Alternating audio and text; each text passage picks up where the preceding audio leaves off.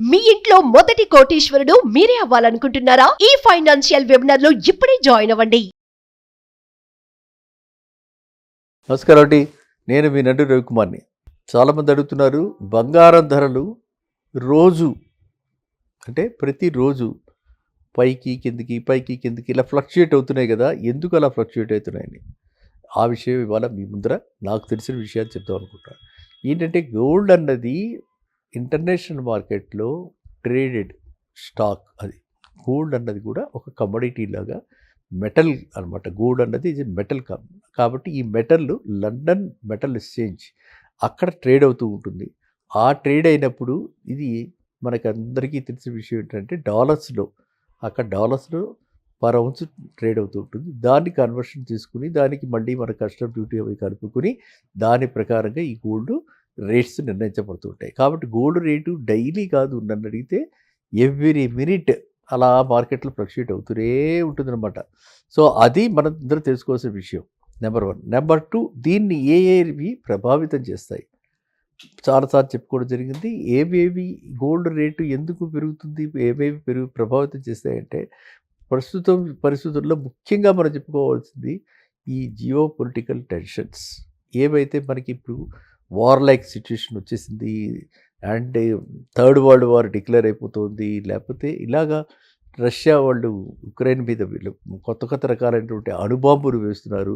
ఇట్లాంటివన్నీ మనకు ఎక్కడైతే న్యూస్ వస్తుందో అట్లాంటి న్యూస్ వచ్చినప్పుడు అవి ఎంతవరకు నిజాలు, ఎంతవరకు వదంతులు మనకు తెలియకపోయినప్పటికీ జనాలలో అంటే ఇన్వెస్టర్స్లో వీటన్ని వాళ్ళ సైకి మీద ఇవన్నీ కూడా యాక్ట్ చేస్తాయి, ప్రభావితం చేస్తాయి. సో అట్లాంటప్పుడు ఏంటంటే అందరూ కూడా గోల్డ్ వైపు మెగ్గు చూపిస్తారు. వార్ లైక్ సిచ్యువేషన్లో గోల్డ్ రేట్స్ పెరుగుతాయి. అందుకని గోల్డ్ అయితే పట్టుకుని ఎక్కడికైనా పారిపోవచ్చు కాబట్టి గోల్డ్ అందరూ ఆ టైంలో ఇన్వెస్ట్ చేస్తారు. సో అది మనం ఫస్ట్ నెంబర్ 1 తెలుసుకోవాలి. అందువల్ల గోల్డ్ చాలా ఇప్పుడు రీసెంట్ పాస్ట్లో చాలా వేగంగా పరిగెడుతోంది, తగ్గుతుంది. అది number 1. Number 2, US market dollars. US market dollar rate currency మార్కెట్ని బట్టి అంటే కరెన్సీ డాలర్ ఇప్పుడు మనం చూస్తున్నాం కదా, ఇండియన్ రూపీతో పోలుస్తూ ఉంటే ఇండియన్ రూపీ రోజు రోజుకి వీక్ అవుతుంది, డాలర్ స్ట్రెంథన్ అవుతుంది, డాలర్ రేటు పెరుగుతుంది. కాబట్టి ఎప్పుడైతే మనకి డాలర్ రేటు పెరుగుతుందో న్యాచురల్గా గోల్డ్ రేటు ఆటోమేటిక్గా, అది గోల్డ్ రేటు ఇంటర్నేషనల్ మార్కెట్ కాదా మనం అనుకున్నాం కదా, అదే 2500 ఉందనుకోండి, దాని ప్రకారంగా ఈ రూపీ కరెన్సీలో అది పెరిగిపోతుంది అనమాట. ఎందుకంటే జస్ట్ అది ఎందుకు పెరిగింది, అక్కడ ఓన్లీ కన్వర్షన్ రేటు వల్ల పెరిగింది. అర్థమైందా? Dollar to rupee equal conversion rate వల్ల అలా పెరిగింది. ఇది రెండోది. ఇంకా మూడోది, మిగతా సెంట్రల్ బ్యాంక్స్ చాలాసార్లు చెప్పుకున్నాం, రిపబ్లిక్ ఆఫ్ చైనా, యుఎస్, వీళ్ళు అందరూ కూడా, సింగపూర్ సెంట్రల్ బ్యాంక్ అందరూ కూడా ఈ గోల్డ్లో ఇన్వెస్ట్ చేస్తారు. గోల్డ్ని ఒక ప్యారిటీగా తీసుకుని కావాల్సినప్పుడు వరల్డ్ మార్కెట్లో గోల్డ్ ప్రెట్ చేసి మనం డబ్బులు తెచ్చుకోవడానికి వీలవుతుంది. కాబట్టి అందరూ కూడా ప్రతి కంట్రీ కూడా గోల్డ్లో ఇన్వెస్ట్ చేస్తారు. ఆ విధంగా ఇన్వెస్ట్మెంట్ ప్యాటర్న్ ఎప్పుడైతే మనం అబ్జర్వ్ చేస్తున్నామో అప్పుడు కూడా వాళ్ళ అదర్ కంట్రీస్ పెంచితే ఇవి demand and supply, just like any other commodity, demand and సప్లైలో గోల్డ్ రేటు కూడా అప్పుడు ప్రభావితం అవుతుంది, గోల్డ్ రేటు పెరుగుతుంది. ఇవి 3 మెయిన్. ఇవి 3 కాకుండా మనకి సీజనల్ ఫ్యాక్టర్స్ మనకు ఉంటాయి. ఇప్పుడు పెళ్ళిళ్ళ సీజన్, ఎప్పుడు చూసింది ఇప్పుడు ప్రతిరోజు ఇక్కడ పెట్టి అక్కడ పెట్టి అన్నీ almost all function halls are booked, ఎక్కడ ఫంక్షన్ హాల్స్ ఖాళీగా లేవు. సో ఇలాంటప్పుడు సౌత్ ఇండియాలో సౌత్ ఇండియా ఏంటి, నార్త్ ఇండియాలో కూడా ఇంకా చాలామంది ఇంటరాక్ట్ అవుతూ తెలుస్తుంది అంటే గోల్డ్ నార్త్ ఇండియాలో కూడా ఇప్పుడు చాలా క్రేజ్ పెరిగింది. అక్కడ కూడా గోల్డ్ ఇన్వెస్ట్ చేస్తున్నారు, కొంటున్నారు పెళ్ళిళ్ళకి. సో అలా పెళ్ళిళ్ళకి కొనే పెళ్ళిళ్ళ సీజన్లో కూడా గోల్డ్ రేట్లు పెరుగుతాయి. సో లోకల్ ఫ్యాక్టర్స్ కూడా వీటికి కంట్రిబ్యూట్ చేస్తుంటాయి. సో ఈ విధంగా గోల్డ్ రేటు ప్రభావితం అవ్వడానికి ఇన్ని ఫ్యాక్టర్స్ ఉన్నాయన్నమాట. ఈ ఫ్యాక్టర్స్ అన్నీ కాకుండా మనకి ఇంకొక ఫ్యాక్టర్ కూడా ఉంది. ఏంటంటే స్టాక్ మార్కెట్ కనుక బాగుందనుకోండి, జనాలు అందరికీ తెలుసు వేలం వెర్రి, ఏ ట్రెండ్ ఏదైతే మోజు అందులోకి వెళ్ళిపోతారు. సో అక్కడ రిటర్న్స్ పెట్టడానికి పెడతారు.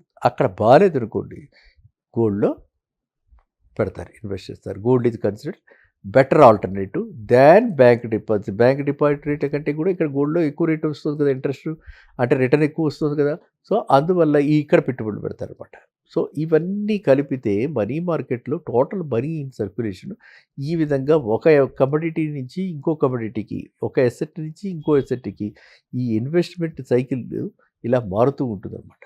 రిస్క్ తీసుకుని ఈ రోజుల్లో ఇంత ఒడిదుడుకులకు గురవుతున్నటువంటి స్టాక్ మార్కెట్లో పెట్టే బదులు రిలేటివ్లీ దాంతో పోలిస్తే చాలా తక్కువ ఫ్లక్చుయేషన్.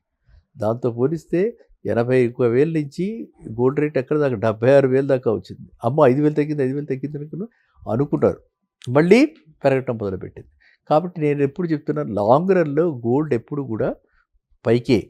సో గోల్డ్లో ఎప్పుడు కూడా మన ఇన్వెస్ట్మెంట్ లాంగ్ రన్లో సేఫ్.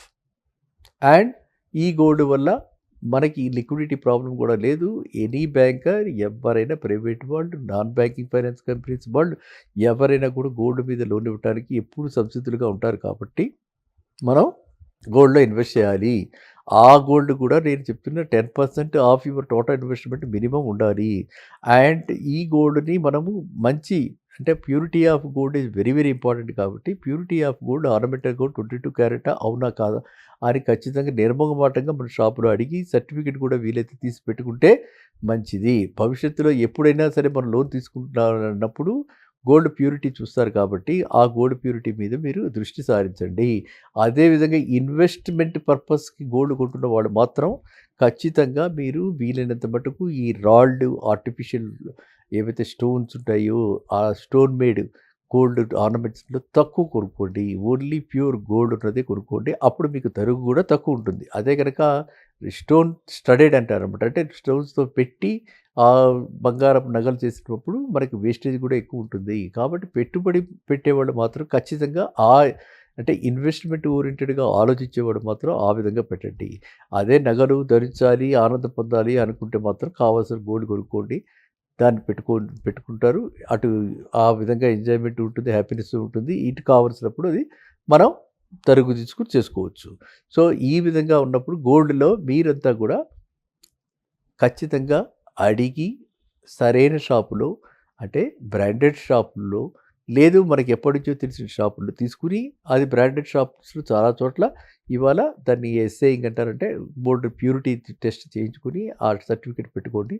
ఎప్పుడు కూడా మనం భవిష్యత్తులో ఎప్పుడు కావాలనుకున్నా కూడా మనకి సర్టిఫికేట్ ఉంటే ఖచ్చితంగా అది గోల్డ్, దాని యొక్క నాణ్యత మనకి పూర్తి భరోసా ఉంటుంది. కాబట్టి మనకు కావాల్సినటువంటి మనం ఎక్కడైనా సరే ఎప్పుడైనా పెట్టి మార్టిగేజ్ చేసి లోన్ తెచ్చుకోవడానికి అవకాశం ఉంటుంది.